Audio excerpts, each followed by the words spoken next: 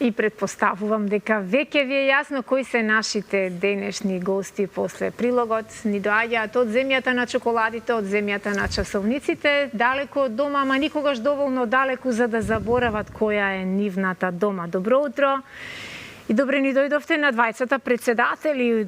Јас имам чест ова утро да бидам во друштво со двајца председатели. Ердован Екиетовски, председател на Македонското иселеничко друштво МакМело од Швајцарија. Добро утро за вас и добро утро за Ичо Китанов, председател на Македонскиот национален совет во Швајцарија. Добро утро. Не сте поздрав прв до пат. сите гледачи на Алфа телевизија. Благодариме. Благодариме на поканата и поздрав до вашите гледачи. Благодариме. Верувам дека ви се радуваат многу македонци во и надвор од земјава, затоа што вие сте на вистински еден пример за тоа како се обединува една голема маса на луѓе кои што оддалеку, од далечина поинаку ја доживуваат сопствената земја, иако заминале и започнале нов живот некаде далеку од дома, како што реков, никогаш не престанале да работат за интересите на својата земја, така нели? Честитки за второто издание пред се на ова иселеничка мелничка средба, која што и минатата година се случи во јули и оваа година се случи во јули во последниот понеделник од месец јули, така нели? Да. Да. Ланската, значи првата иселеничка средба мелничка се одржа, значи 31 јули 2023 година. Оваа година се одржа на 25 јули, денот беше четврток, 24 година, а еве и сега нели да искористам приликата да најавам, значи веќе е и за наредната година веќе официјално е потврден датумот, значи ќе биде исто 25 јули, денот е петок. Тоа вие швајцарците така од сега па за наредна година веќе почнувате со подготовки. Таква е швајцарската стратегија и така ние сме навикнати, нели, долги години таму живееме. Значи тоа значи дека сме добро интегрирани во швајцарските институции. Тоа ме радува ако учиме нешто на добро и ако на тој начин си го олеснуваме животот и си го дистанцираме стресот, бидејќи кога човек има план, има есап на животот, тој едноставно го елиминира колку што може стресот, така. Па баш така, видите, ние веќе одржавме една средба, значи после втората иселеничка средба и ги сумиравме резултатите, нели, каде сме направиле пропусти, каде за наредната, значи за третата иселеничка средба, да ги поправиме тие грешки, да не ги наречам грешки, него ете како пропусти и да биде уште подобро организирана наредната и верувам дека ќе бидат вклучени повише фактори, повеќе луѓе, каде што наредната третата верувам дека ќе биде многу поуспешна. Многу поуспешна, верувам дека ќе биде така. Илчо, Македонскиот национален совет е нешто кое што е, би рекла, базата на македонците во Швајцарија и сте во огромна соработка и со Советот во Германија, така нели?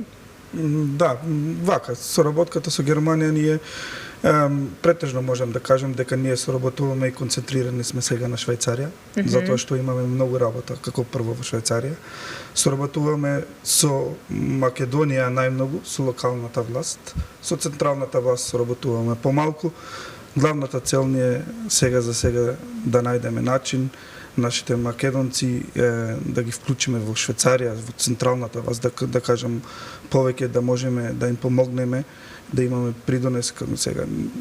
По некои бројки сме веќе 150.000 македонци во Швајцарија и целта ни е како македонци сега 150.000 да имаме некој придонес од тоа. Значи да се знае за македонците дека можеме и ние нешто да им понудиме на швајцарците и они нам. Така. Од овие 150.000 македонци верувам дека не се сите оние кои што заминале во последниве неколку години, иако кај нас се почесто и се погласно се споменува за тоа колку семејства ни заминаа, колку млади семејства ни заминаа во последните 7-8 години. И тоа е проблем со кој што навистина треба да се поработи и треба оваа власт сега да направи услови за живење на младите луѓе кои што нема со таква прогресија да ја напуштаат својата земја, но и оние пак кои што заминале да имаат зошто да се вратат назад. Како размислуваат новодојдените македонци таму? Јас имав, еве ќе го земам како пример, имав еден разговор прошлата недела со еден наш македонец од Струмица, кој сака да се исели за Швајцарија.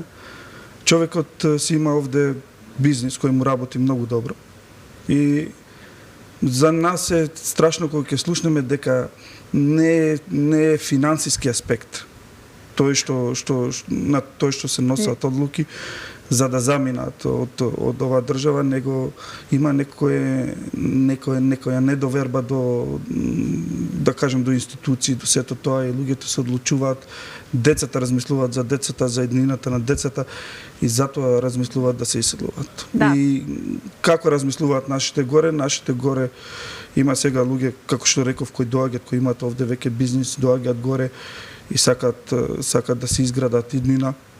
Има луѓе кои од финансиски аспект доаѓаат горе, кои работат, кои се трудат да направат нешто, пак инвестираат овде во Македонија. Да кажеме дека има различен вид на луѓе кои доаѓаат и спрема тоа и во Швајцарија различно се поставуваат, да кажем. Да. Колкав е периодот на интегрирање, колкав е периодот на адаптација кој што вообичаено им е потребен и за кои проблеми најчесто се обраќаат да им бидете поддршка, да им бидете водич? Да, па вака, периодот може да трае од 1 година до 5 години. Кај дечињата периодот е многу мал, затоа што они врз основа на школскиот систем, брзо учат јазик, лесно склопуваат контакти, не мораат да бараат работа, друг мисли за нив. Кај возрастите малку е проблем сега кога сте во Швајцарија, нели, и имате потреба да работите нормално, имате и тековни трошкови кои треба да бидат покриени. Кога работите секојдневно по 8-9 часови, после тоа да се најде време да се изучува јазикот, кој е најголем проблем според нас, ние како што ја гледаме работата сега од овде, кога ќе го научат јазикот е комуникацијата многу полесна и многу полесно можат да се снајдат во системот. Јас верувам дека сте им од огромна поддршка. Еки, кажете ми колку присутни имаше, ова беше многу подобро издание од минатогодишното, колку присутни имавме на Мелничката средба со оглед на тоа што се работи за крај на месец јули, кога еден голем дел од луѓето се по годишни одмори, па и не можеме да кажеме дека лошо поминавме овој пат, така нели? Да, значи точно така, навистина оваа година навистина имаше поголема посетеност. Како и што вие спомнавте дека нели месец јули е месец на одморот, меѓутоа сепак имаше доста гости и верувам дека и наредните години кога ќе се организираат, мислам дека нели со наша уште поголема организација, можеби во музичкиот дел со некоја поголема звезда, верувам дека ќе биде и посетеността поголема. Добро, чим сте почнале да работите од сега и го знаеме датумот за 2025, јас сум сигурна дека не една многу повеќе звезди ќе имаат чест да запеат на сцената во Мелница заедно со иселениците. Во ова модерно време, во кое технологијата толку многу ни ги олеснува некои чекори, ни ја олеснува комуникацијата, имаме бесплатна можност да се гледаме и слушаме со нашите кои се далеку од дома, што во минатото не било тоа пракса. Во минатото требаше да се чека писмо понекогаш со месеци од печалбарите, од саканите, од децата, од родителите кои заминале некаде далеку на печалба. Денеска технологијата овозможува им со слика, им со тон да ги гледаш оние кои ти се далеку и не е исто како да ти се тука физички, но пак на извесен начин би рекла ја олеснува носталгијата и разделбата. Колку вам ви беше тешко или лесно кога вие заминавте? Каква е вашата приказна поврзана со Швајцарија? Па видите вака, значи јас веќе повеќе од 30 години, значи сум во Швајцарија. Заминавте за да останете или заминавте за да прошетате? Не. Значи вака, јас ќе кажам, значи јас отидов како туриста да видам каква е Швајцарија. Од љубопитност. Да, баш точно така, и отидов со авион, значи пред слетувањето на авионот на аеродромот во Цирих, значи тоа одозгора кога ќе погледнете како седите во авионот, тоа беше нешто, значи една слика навистина која што разгледница. Мислам дека и подобро од разгледница и навистина тоа толку филмски направено, си викам ова, што е ова?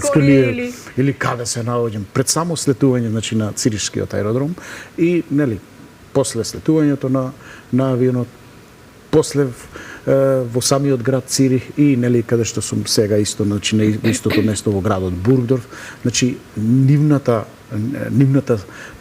среденост, нивната било од екологија, било други институционално, значи функционирањето на Швајцарија навистина мене лично многу ми се свиѓа. Мислам дека и добро сум интегриран и затоа навистина јас сум импресиониран од тоа и навистина покушав да останам. И така и до ден и денеска сум таму. Да. И навистина, како и вие што спомнавте, не, апсолутно не, нели денешната дигитализација или нели напред што се оди. Еве на пример како и првата мелничка средба, на пример едно беше, втората сега веќе имаме и лайв скриминг каде што значи покушавме физички кои што не се присутни нели да гледаат значи низ целиот свет. Да не добијат неоправдан. Да, 4-5 часа значи има прилика да не следат, да не видат, па и оние кои што да, апсолутно, па и оние кои што еве да речем да го потребам зборот малце кои што биле скептички, нели, значи замислете Мелница е последно село. Значи вие кои ќе тргнете во правец на Мелница, убава порака испрати естрадниот уметник Благоја Груевски кој рече дека сите патишта водат на кај Мелница, затоа што во регионот на Велес, во општина Чашка, нема таква средба која се одржува. Село е во регионот на општина Чашка, така нели? Значи во тоа село вие кој ќе одидете од Велес колку километри оддалечено? 25 километри. Оддалечено, значи вие кој ќе отидете во Мелница мора да се вратите назад за да продолжите нели во друга некоја дестинација. Да. И интересната приказна за Мелница е што таму има околу 200 куки, 200 семејства биле некогаш, од кои 150 се сега иселени, раселени по светот. Ако не и повеќе сузе. Затоа кој го чува селото? Има ли кој да го чува селото? Тие што се во селото, што се останати. И нели нели сега и технологијата дозволува многу од нас иселениците почесто доаѓаме во Македонија или во родната Мелница, затоа што нели има услови, има начини да дојдеш побрзо и на пократок временски период. А во летото претпоставувам дека сите доаѓаат. Беше тешко да се организира целата оваа манифестација? Не, затоа што ние во Швајцарија нели нашето друштво е, ајде да речем дека е второ. Значи е формирано многу одамна, значи 1996 година е формирано, така да ние секоја година организираме по една или две и нас навистина не ни е тешко да организираме, меѓутоа во соработка со местната заедница, со граѓанското здружение Мелмел и секако со општина Чашка и со советот на општина Чашка каде навистина стојат позади нас. Секоја чест. Илче, јас се уверив и заедно со нашата екипа дека вас навистина ништо не ви е тешко. Не само да се организирате тука, туку да се организирате и таму и на оние настани на кои беше присутна и нашата екипа минатата година, видовме дека јас морам рака на срце да признаам дека освен на стадион, јас никаде не сум видела 3.500-4.000 македонци на едно место собрани, да пеат македонска музика, да зборуваат на македонски јазик и да работат за подобрување на условите на македонците не само таму, туку и овде. Како успевате и колку луѓе се вклучени во Македонскиот национален совет во Швајцарија? Актуелно имаме некаде 15-20 луѓе вклучено во Македонскиот национален совет. Поделени сме на 3 говорни подрачја. Значи го имаме италијанскиот дел, германскиот дел и францускиот дел. И така ги споделуваме и работите кои имаме да се ги завршиме. Како успеваме, има многу луѓе кои ни се поддршка во Швајцарија.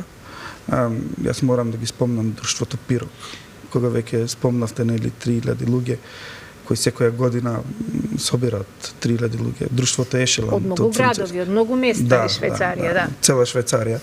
Друштвото Ешеланд, кое исто е во францускиот дел. Имаме 3 црковни општини во Швајцарија, ги имаме спортските друштва од италијанскиот дел, спортското друштво Македонија. И овие луѓе работат, значи делат од своето време. Не се со фамилиите заедно за да направат нешто за нас македонците во Швајцарија. И тоа е прекрасно чувство кога на крајот ќе видите дека има 2000-3000 македонци на едно место кои си ја сакат својата традиција, кои си ја сакат својата држава, кои доаѓаат овде, кои инвестираат овде во Македонија и тоа треба да не биде целта. Ние треба само да поработиме на тоа на централно ниво во Швајцарија да бидеме подобро организирани за да имаме поголеми придонеси како македонци во Швајцарија. Така доаѓаат ли сите често во родниот крај? доаѓаат многу луѓе. Да. Доаѓаат многу луѓе, јас мислам тоа се гледа по гужвите кои ги имаме.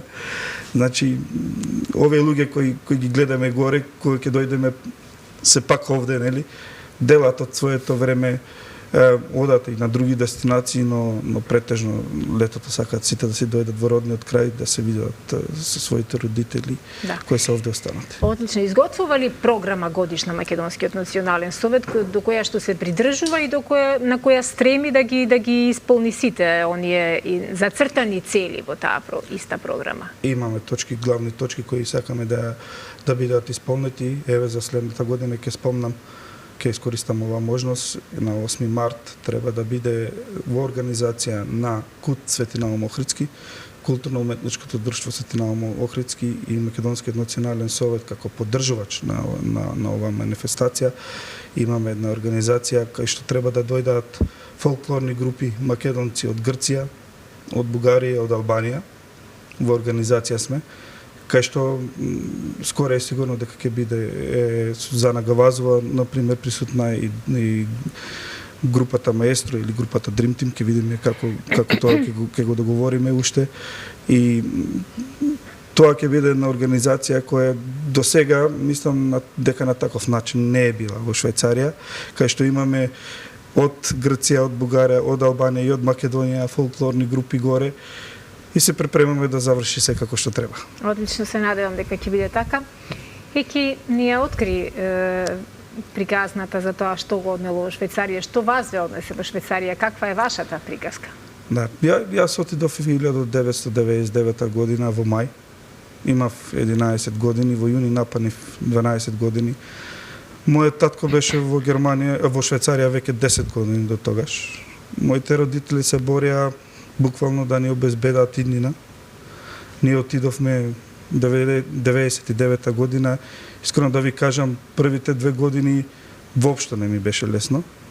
Како на 12 години кога имаш другарчиња, кога имаш круг, кога знаеш местото каде живееш. На почетокот не го познавате јазикот, не може во ова време како тинеџер, еве, не може в првите 1-2 години да разберам зошто јас треба да се одделам сега од таму кај што имам живеено, од таму кај што се моите баба и дедо, од таму кај што се моите роднини, и отидов во земја кај што буквално никој не познавав. Ние бевме во градчето кај што живееме во Швајцарија. Како пример, тогаш бевме 3 фамилии македонци, сега се 40. Да, можам само да замислам, да. Но потоа помина и тој период на адаптација. Да, треба да се издржат тие 2 години, велат сите дека 2 години се пресудни. Илче ги спомена бабета и дедовците, дека разделбата со баба и дедо е навистина нешто што драматично е за секое дете, особено децата кои се чувани од баби и дедовци. Еки, колку швајцарските баби и дедовци имаат во традиција? Кај нас се знае дека се уште баби и дедовци најубаво чуваат и се уште ако треба да бираме дали градинка, дали баба и дедо, многу од семејствата и родителите се одлучуваат да биде тоа сепак баба и дедо. Колку во Швајцарија се применува баба сервисот? Видите, мислам дека таму се применува помалку, нели, како за разлика од тука од Македонија. Меѓутоа, нели, таму има установи каде што децата може да се однесат таму, нели, во градинки. И нели, ако родителите работаат и двајцата. Сакам да прашам дали се попустливи како што сме ние, кај нас некако се поминува по линија на помало отпор, а додека вие секогаш и за Швајцарија воопшто важи тоа дека е земја со правила, таму се знае. Правилата треба да се почитуваат, па и од мали нозе децата да се навикнуваат на тоа што е добро за нив. Па точно така, функционира така. Значи се таму неслучајно во Швајцарија функционира зошто викаат како часовник, нели, како сат. И така функционира буквално. Се цени туѓото и своето време. Да, апсолутно. Меѓутоа, еве ја ќе кажам, значи имам сна швајцарка, значи нели, вие кога го гледате тоа од страна или од некоја, ама меѓутоа ако ќе имате човек во куќата или во своето семејство, на друг начин тоа ќе го уочите и ќе го увидите дека не е како што го гледате од надвор. Меѓутоа со нивниот контакт ние викаме дека се они ладни. Точно е така. На почетокот, меѓутоа они кога ќе сватат дека дека нели треба да се соработува, да се живее заедно, не се такви како што ние мислиме. Еве јас знам, значи снаата брзо се интегрира на нашиот менталитет. Еве и во моментов живее она година време во Македонија. И дојде ни се... И не е проблем. Никаков проблем. Дури размислува, вика дека некогаш пак сака да се вратат. А дојде ни се, нели, внуците, 3 внуци имаме од таа, и она сака, дојде ни се само за да научат македонски јазик. Одлично, и веќе зборуваат внуците и на крајот на годината најверојатно ќе се вратат назад. Значи, видите, нели, како што спомнав таму, значи сепак е ограничено. Значи, кај нас малце е менталитетот, нели, на друг начин. Ние некако сме малце поповрзани, меѓутоа и нивниот менталитет не е за фрлање или како да речем. Ми се чини дека претерано заштитнички сме настроени кон малите мислам дека деца погрешно може да ги погрешна услуга им правиме на тој начин. Па, јас знам, јас имам 5 внуци. Значи, нели, и двајцата синови, јас имам 17 години, веќе најстариот внук ми. Значи, кога сме покушавале нешто. Браво. Млад сум се оженил, Сузе. Браво, секоја чест. И еве, посакувам сите, значи, може да се ожените вие и помлади, значи тоа апсолутно не смета. Не се далеку годините за прадедо да станете, така? Па добро, сега. Да се надеваме и тоа да го дочекаме. Баш е многу убаво, затоа со внуците да си... Браво. Кога веќе имате, можност, енергија поголема со нив да си играте или да им уочувате некои работи. Се вратам, нели, на тоа. Значи, и како баба и како дедо, ние некако покушаваме на децата наводно да им помогнеме, меѓутоа мислам дека во некои работи или во некои сегменти и одмогнуваме. Им го одземаме правото да станат самостојни и одговорни. Точно. Да.